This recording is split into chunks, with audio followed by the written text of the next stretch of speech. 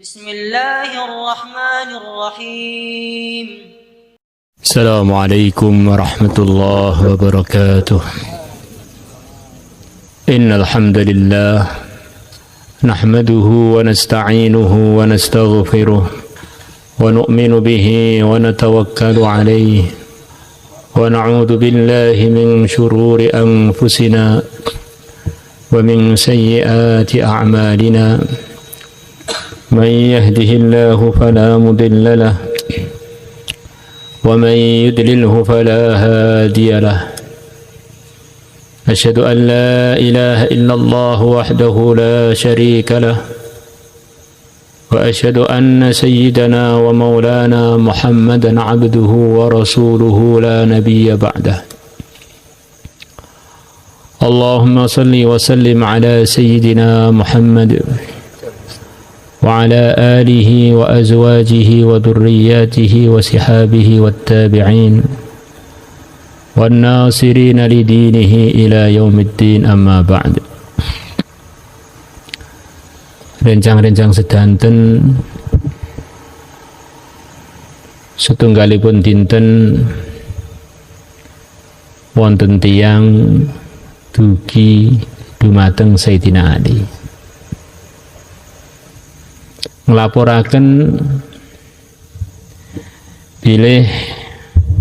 melaporkan kepada beliau bahwa ada salah satu dari masyarakat yang punya keyakinan bahwa dia tanpa Allah bisa menentukan nasibnya sendiri. Saya punya rencana begini, yang menentukan rencana saya. Berhasil tidaknya ya saya. Itu yang disabdakan Nabi, namanya kaum Qadariyah. Kaum yang dia ini tidak percaya pada takdir. Nabi bersabda, kurang lebihnya nanti akan muncul di kalangan umatku orang-orang yang tidak percaya pada takdir. Allah akan murka kepada mereka, sebagian akan ditenggelamkan di dunia ini dalam kondisi hidup-hidup, ditenggelamkan di dalam bumi. Sebagian dari mereka dimurkai Allah, muka-muka mereka diganti dengan muka-muka hewan. Maka oleh Sayyidina Ali dipanggil. Dia datang, apa benar orang ini punya akidah yang tidak pas, yang mana kalau orang itu sudah merasa dunia itu bisa dia atur tanpa Allah, ini sudah hidupnya tidak akan bisa taat pada Allah dengan baik. Hidupnya akan semerawut, akan seenaknya sendiri, bahkan akan dipenuhi dengan stres.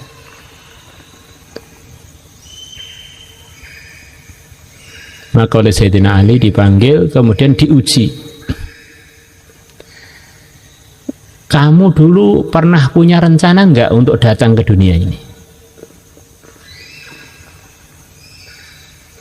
Kok kamu tiba-tiba ada di depan saya dulu? Kamu dulu pernah punya rencana enggak untuk datang ke dunia ini? Enggak punya. Nah, siapa yang memprogram kamu untuk datang ke dunia? Ya tentu saja Allah lah, Sayyidina Ali, tentu saja Allah. Kemudian nanti kamu pasti akan meninggal dunia. Kamu yang program meninggal dunia kamu, kapan waktunya, di mana, umur berapa, hari apa, jam berapa, itu siapa nanti itu? Maka orang tadi menjawab, ya tentu saja Allah. Oh, berarti kamu sudah ngaku bahwa kamu didatangkan oleh Allah, kamu akan pergi dari dunia, dipergikan oleh Allah. Sekarang kamu saya tanya,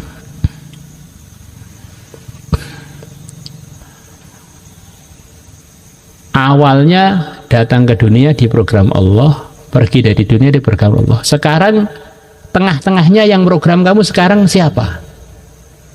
Maka orang tadi diem lama. Dia menjawab, Allah juga.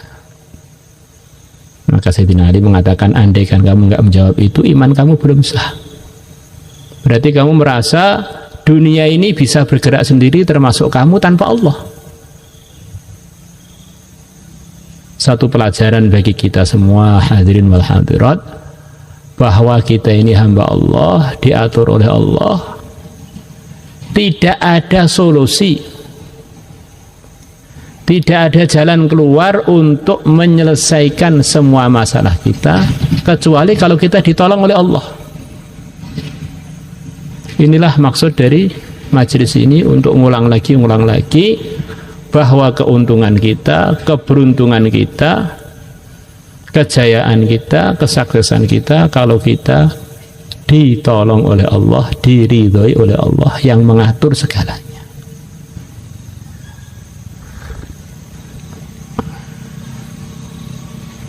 Allah beri kita otak ini adalah untuk berpikir, termasuk berpikir supaya kita memastikan diri kita ini memang benar-benar bertuhan yang benar. Itulah pelajarannya para anbiya, itu pelajarannya Sayyidul Anbiya. Dalam hadis yang diriwayatkan Imam Bukhari, hadisnya Imran ibn Husain, beliau meriwayatkan dari yang mulia Nabi besar Muhammad sallallahu alaihi wasallam, kana Allah wa lam yakun ma'ahu ghairuhu. Allah telah ada dan tidak ada waktu itu selain Allah, nggak ada. Bahkan waktu pun belum ada karena belum dikehendaki oleh Allah untuk ada. Sekarang ada pemahaman waktu, hari, bulan, tahun. Siapa yang berikan masukan pada otak-otaknya manusia kok ada hari? Mereka sepakat ada hitungan hari, hitungan bulan, hitungan tahun. Siapa yang berikan masukan itu? Semuanya sepakat jumlahnya bulan 12. Walaupun namanya mungkin sebagian daerah bisa berbeda. Maka Allah telah memfirmankan dalam Al-Quran, itu semuanya kehendak saya. Jumlahnya bulan di sisiku 12 bulan mulai aku menciptakan langit dan bumi. Semuanya diciptakan oleh Allah, termasuk waktu diciptakan oleh Allah, termasuk di dalamnya kita itu Allah, termasuk hari-hari, bulan-bulan, tahun-tahun itu diciptakan oleh Allah. Alangkah nggak kebayang oleh otak kita kalau kita ini nggak punya pemahaman mengenai penataan waktu. Hari jam sekian, hari Senin, hari Kamis Kliwon, Jumat Kliwon, Ahad, ini Ahad Pahing ya, Ahad Kliwon. Akhirnya kita ini nggak bisa janjian apapun dengan satu sama lain kalau nggak ada ilham yang sama urusan ini. Nggak bisa nikahkan anak kita, putri kita, nggak bisa punya hajatan kendurian, bahkan pergi ke toko pun bingung kita ini kalau semuanya pemahaman harinya nggak sama, itu repot banget.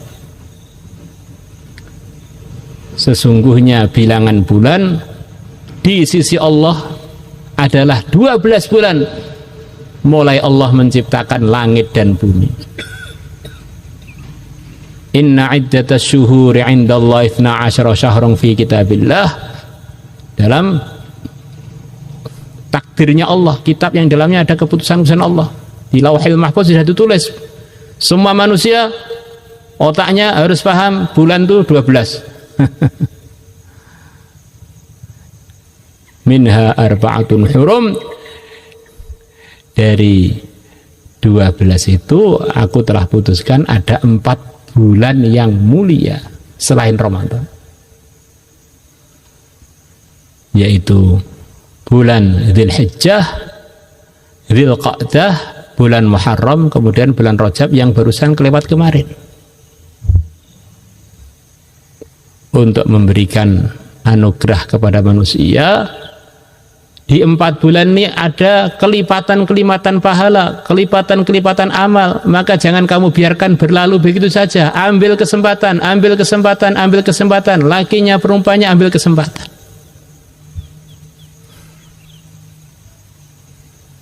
Kemudian sebentar lagi, 10-an hari lagi, akan ada bulan yang lebih mulia, melebihi 4 bulan yang mulia.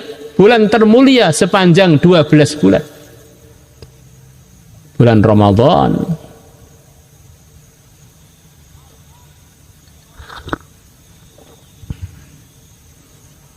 Malaikat-malaikat sudah menghiasi surga. Pintu-pintu surga dibuka seluas-luasnya untuk menyambut kedatangan Ramadan. Pahala-pahala dilepatkan melebihi kelipatan 4 bulan yang mulia tadi. Nabi bersabda, rugilah orang yang masuk Ramadan sampai selesainya Ramadan, kemudian dosa-dosa dia belum diampuni oleh Allah. Bulan latihan sabar, kata para ulama. Sahrus sabr, latihan menahan lapar, menahan haus demi untuk mendapatkan ridhonya Allah. Karena sebetulnya mengamalkan agama itu akan mudah dikerjakan dengan baik kalau orang itu punya kesabaran. Menata keluarga, menata anak itu akan mudah kalau Allah beri kita kesabaran, ketabahan. Maka Ramadan ini adalah bulan untuk prakteknya, untuk latihannya. Hidup disertai ketabahan dan kesabaran. Kalau orang sudah sabar, wallahu ma'as sabirin, Allah akan tolong dia. Kenapa orang itu maksiat? Kurang sabar. Kenapa orang itu memandang yang tidak halal dipandang? Kurang sabar. Kenapa orang itu melanggar yang dilanggar? Kurang sabar. Maka dalam puasa, makanan, minuman, sate, gulai, krengsengan, nasi uduk sudah siap, anget semuanya. Pemilik kita belum mengizinkan untuk dimakan dan dikonsumsi, maka kita menahan diri sampai muadzin mengumandangkan adzan, Allahu Akbar, Allahu Akbar, kita baru mengkonsumsinya. Biar jadi sikap hidup kita. Walaupun perkara itu sepertinya enak, sepertinya menggiurkan, sepertinya menarik, sepertinya menguntungkan, kalau Allah belum ridho, saya tidak akan berani-berani menyentuhnya. Karena itu membatalkan kesabaran saya, membatalkan puasa saya. Siapa yang menjadikan hidupnya seperti puasa, maka begitu dia wafat akan seperti orang yang berbuka, senang dengan kesenangan yang tidak bisa dirasakan oleh orang-orang yang nggak puasa. Akan dapat kenikmatan-kenikmatan yang tidak dirasakan oleh orang-orang yang tidak sabar. Maka kita hidupkan di rumah-rumah kita taklim mengenai fadilah Ramadan. Yang sudah diistiqomahkan bahkan diperbanyak. Ramadan ini adalah bulan sedekah. Ramadan adalah bulan yang Nabi ini di luar Ramadan sudah sekian, sudah melebihi semuanya dalam urusan semangatnya dan mencontohi sedekah.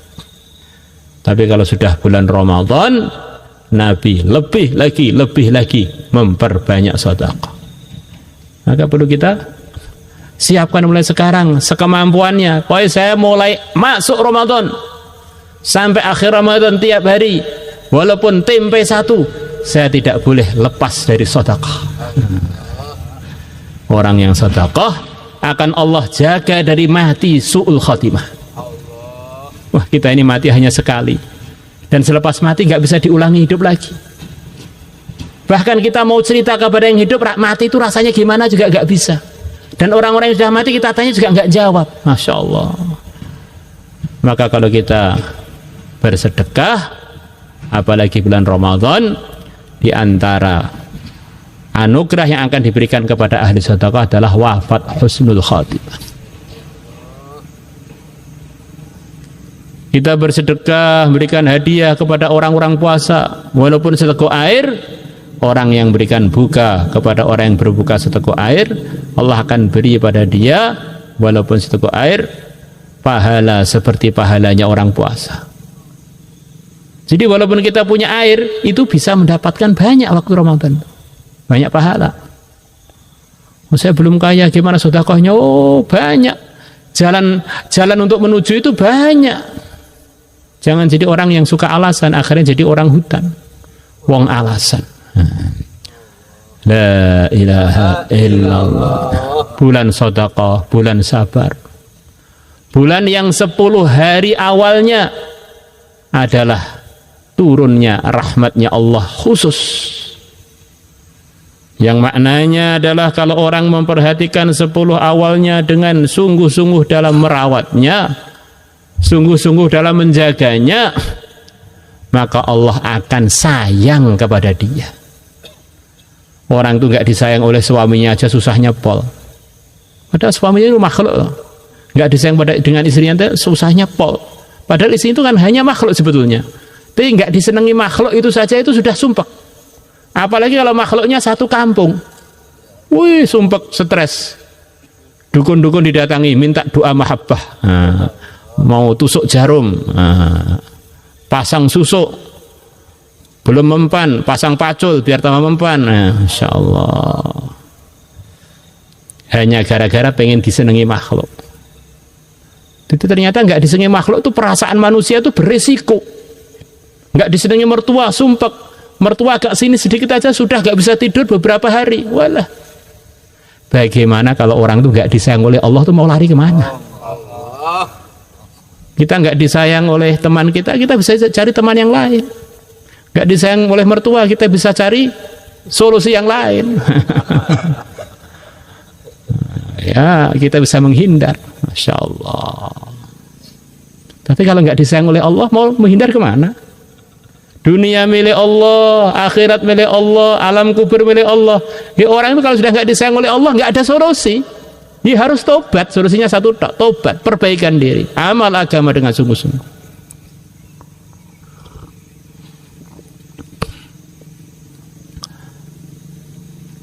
Bulan Ramadan tengahnya adalah maghfirah, 10 tengahnya. Kalau orang menjaganya, merawatnya, dia akan diampuni kesalahan-kesalahannya oleh Allah. Orang itu kalau punya salah dengan tetangganya, mungkin dia bisa pindah rumah. Saya sudah nggak ketemu, sudah nggak akan diurus. Orang itu punya salah dengan negerinya, mungkin bisa pergi ke luar negeri. Di Indonesia banyak masalah, saya tak hijrah aja di luar Indonesia. Bisa lari sana lari sini karena sebab dia bermusuhan dengan makhluk, belum dimaafkan oleh sebagian makhluk. Nah sekarang kalau Allah itu loh belum mengampuni dia sebab kesalahannya, dia mau lari kemana? Lari keluar Jawa juga miliknya Allah.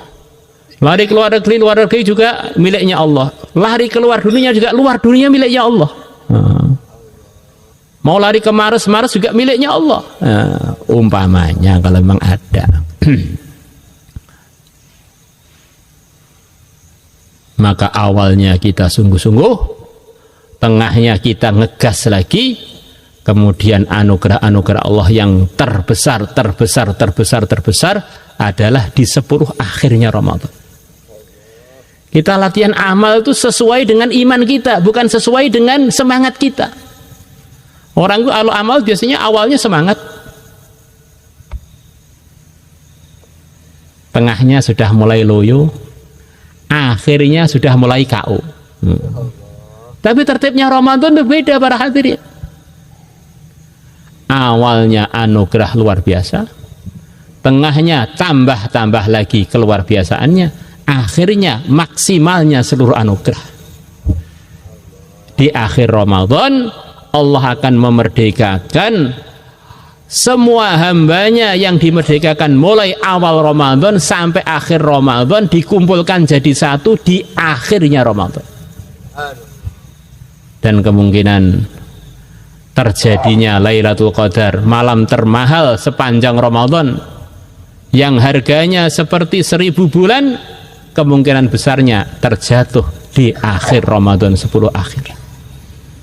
Maka kalau sudah 10 akhir, Nabi mencontohkan dengan berbagai macam kesibukan beliau, keluarga beliau dan umat beliau, beliau iktikaf full 10 akhir Ramadan di masjid. Kita ini perlu latihan amal agama sesuai dengan yang dicontohkan Nabi melalui para sahabat. Orang itu bergerak untuk umat karena Allah, diam di rumah juga karena Allah. Di antara yang diridhai Allah, orang itu harus latihan juga iktikaf full, semua makhluk serahkan kepada Allah. Hakikatnya saya ini nggak bisa apa-apa, saya ini hanya makhluk. Kok mikirkan umat, mikirkan diri sendiri nggak bisa. Nahan ngantuk nggak bisa, nahan tidur nggak bisa, nahan lapar nggak bisa. Memang saya ini bisa apa? Usaha-usaha itu kan hakikatnya semuanya sebab dipilih oleh Allah. Saya sendiri ini nggak punya apa-apa. Maka iktikaf hakikatnya ini adalah untuk saya dengan Allah, semuanya untuk saya dengan Allah. Akan datang satu masa keluarga, teman, kenalan-kenalan akan kita tinggal semuanya, yang ada tinggal antara kita dengan Allah, dan Allah akan mengurus segalanya dari kita. Maka hubungan kita dengan semua makhluk jangan melupakan kita. Ini hubungan ini semuanya akan diurus oleh Allah. Pergi ke kantor jangan lupa hubungannya dengan Allah harus dijaga. Ke ladang begitu juga, ke keluarga begitu juga, ke masjid begitu juga, ke pasar begitu juga. Akhirnya di mana-mana hubungannya dengan Allah tetap baik. Semua orang akan disowankan kepada Allah, tidak ada perantara, semuanya minimal akan ditanya mengenai 5 pertanggungjawaban. Umurnya ini dihabiskan untuk apa? Di waktu-waktu yang kita gunakan itu ada urusannya. Kita ngeluman-ngelamun sambil ngerokok itu ada urusannya. Kita hanya menghabiskan waktu untuk HP-HP-an, ada urusannya. Kita nongkrong ke warung nggak jelas tujuannya, itu ada tulisannya. Itu amanah dari Allah. Coba kita pergi ke mall, tempat jual beli seluruh dunia, nggak ada yang jual umur, tuh nggak ada. Maka kalau orang bilang umur tuh dari mana, itu nggak bisa jawab. Semuanya bilang umur tuh benar-benar bukan dari usaha saya. Ya dari siapa itu? Ya dari Allah. Siapa selain Allah yang mendatangkan umur pada kita? Kita ini asalnya dulu nggak ada. Maka umur itu amanah para hadirin. Nyapa awak-awakku dewe, sak penakku dewe, sak penakku udelku dewe. Mulai kapan kowe duwe udel? Mulai kapan kowe duwe awak kok rumangsa duwe iki saka ndi? Iki perasaan sing ra ning buktine. Kowe duwe pabrik awak to? Duwe pabrik udel. La ilaha illallah. Iki saestu. Dan latihan tambah dino tambah cedak berangkatan akhirat. Bagaimana kita latihan lebih dewasa di dalam mengamalkan agama, lebih serius. Orang-orang zaman dulu kalau umurnya sudah 40 tahun sudah mengurangi aktivitas dunianya. Ini saya ini sudah mulai dekat dengan akhirat saya. Dan orang itu mengurangi aktivitas dunianya tidak akan mengurangi rezeki dunianya. Pikirkan, kita tata waktu kita. Orang-orang yang full untuk dunia, apakah mereka mesti kaya? Tidak juga. Yang jelas akhiratnya mesti kalang kabut. Orang yang akhirat, apakah semuanya melar? Tidak juga. Tapi akhiratnya mesti kaya. La ilaha illallah. Maka kita jadikan semua sikap kita, semua tempat kita, semua rumah kita, semua anak kita, bagaimana semuanya ada nilai akhiratnya semua. Jangan hanya sekedar kalau kita mati menyesal dan menyesal.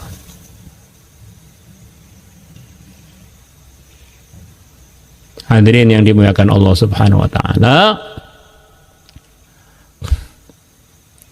selepas kita yakin semuanya adalah milik Allah, diciptakan oleh Allah sebagaimana ulasan tadi, untuk menuju ridha Allah jalannya hanya satu, pakai aturan, pakai kurikulum, pakai undang-undang, pakai arahan yang telah dibawa oleh yang mulia Nabi Agung, Nabi besar Muhammad sallallahu alaihi wasallam. Maka kita evaluasi hidup kita. Umurnya akan ditanya oleh Allah, sudah sesuai arahan dengan agama atau belum sesuai arahan, kita akan selamat dalam ujian itu. Waktu mudanya akan diurus oleh Allah, waktu kita paling cerdas, paling sehat, paling tangkas akan diurus oleh Allah. Waktu termahal akan ditanya, hartanya didapatkan dari mana.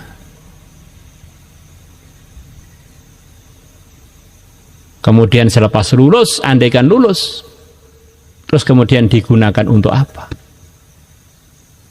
Yang terakhir akan ditanya, ilmunya yang sudah diamalkan berapa?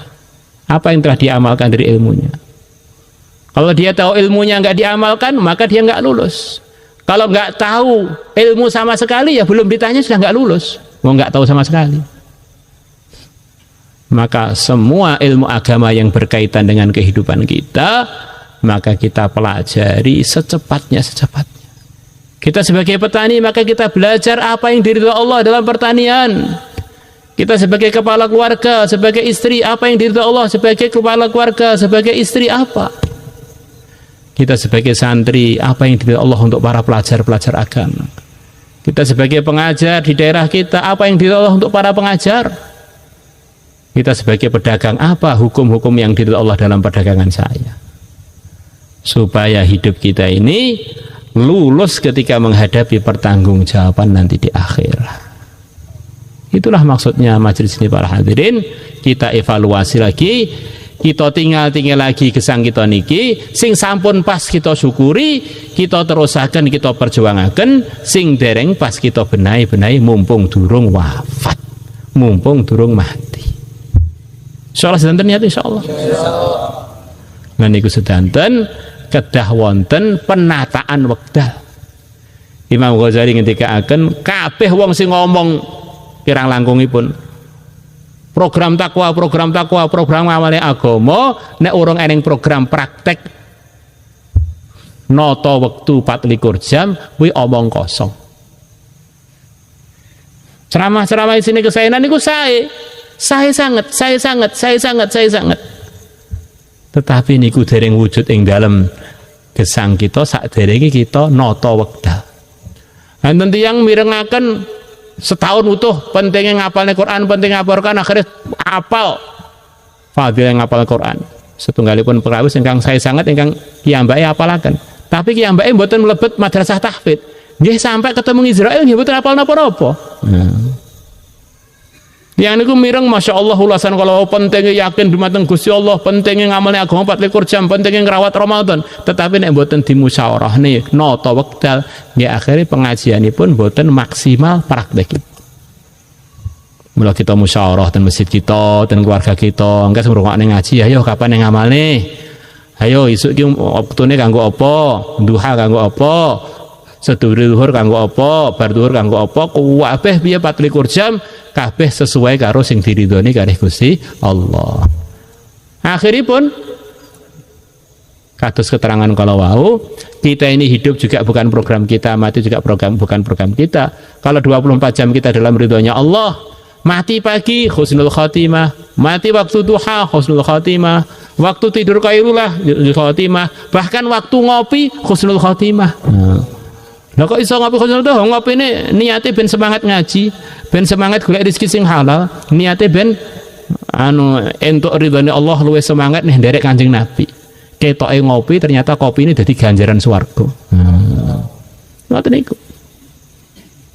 Bahkan wekdal tilem wafat pun husnul khotimah keranten tileme kangge nunekne hae awak sing diamanahne dumateng kita niki.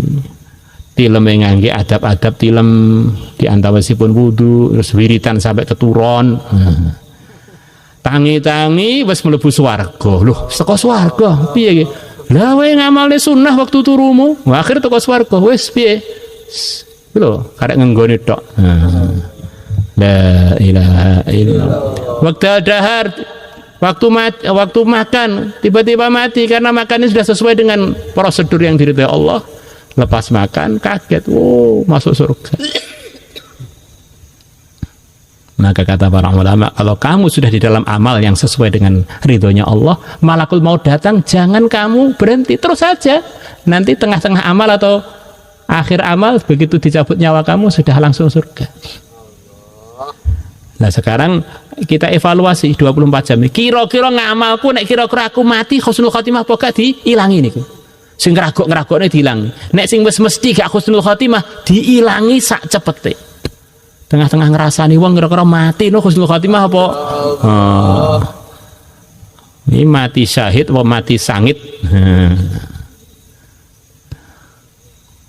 Niku sedanten anugerahipun Allah. Mula kita latihan melih sing jaler sing setring luangane wekdal medal masturot, medal rijal, ngajak tiyang kangge niku, ngesangaken mahala, ngesangaken taklim, ngesangaken musyawarah, diantawisipun kersane urip niku mboten ndlodro, kersane urip niku mboten sembrono, mboten terus awur-awuran lan acak-acakan. Uripe genah lho programe. Urip korban pisan ra genah program iki bener-bener kekejaman pada diri sendiri kan. Awak kursi tok terus mboten di program ulang saya mengke masa depan akhiratipun terus pundi. Soal janten niat insyaallah. Kita pikiraken melih nisab-nisab kita pikiraken melih pengausan kita, taklim kita, wiridan kita kersane gesang niku tambah cedak akhirat, tambah tumoto. Insyaallah sedanten niat insyaallah.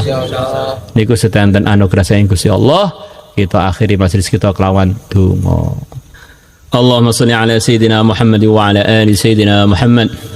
Kama shallaita ala sayidina Ibrahim wa ala ali sayidina Ibrahim fil alamin innaka Hamidum Majid. Ya Allah, kebaikan-kebaikan yang Kau berikan kepada hamba-Mu yang saleh, yang salihah, berikanlah kepada kami, keluarga kami, ahli kampung kami, negeri kami ini, umat Islam di negeri kami ini, umat Islam seluruh alam, dan jadikanlah kami ya Allah asbab kebaikan tersebut ya Allah, bagian dari asbab kebaikan tersebut, datangnya kebaikan tersebut, wujudnya kebaikan tersebut, terawatnya kebaikan tersebut, kami, keluarga besar kami, pesantren kami, hadirin yang hadir di majelis ini, semua anak cucu kami, anak cucunya hadirin wal hadirat, ahli kampung kami, ahli negeri kami, sampai hari kiamat ya Allah. Keburukan-keburukan yang Kau jauhkan dari hamba-Mu yang saleh, yang salihah ya Allah, jauhkanlah dari kami semuanya, dari negeri kami, dari anak cucu kami, dari pesantren kami, segala urusan kami, mahalah halaqah markas kami, ceramah-ceramah kami, arahan-arahan kami, keputusan-keputusan kami ya Allah, langkah-langkah kami ya Allah, urusan akhirat kami, urusan dunia kami, dan segala urusan-urusan kami. Innaka ala ma tasya'u qadir wa bil ijabati jadir. Ya Allah, dengan berkahnya seluruh walimu, ya Allah, dengan berkahnya seluruh nabimu, ya Allah, dengan berkahnya yang mulia Nabi besar Muhammad SAW, kabulkanlah doa-doa kami ya Allah, hajat-hajat kami ya Allah, murni anugerahmu tanpa ada ujian, tanpa rintangan. Wassallallahu ala sayyidina Muhammadin nabil ummi wa ala alihi wa sahbihi wa baraka sallam. Alhamdulillahi rabbil alamin.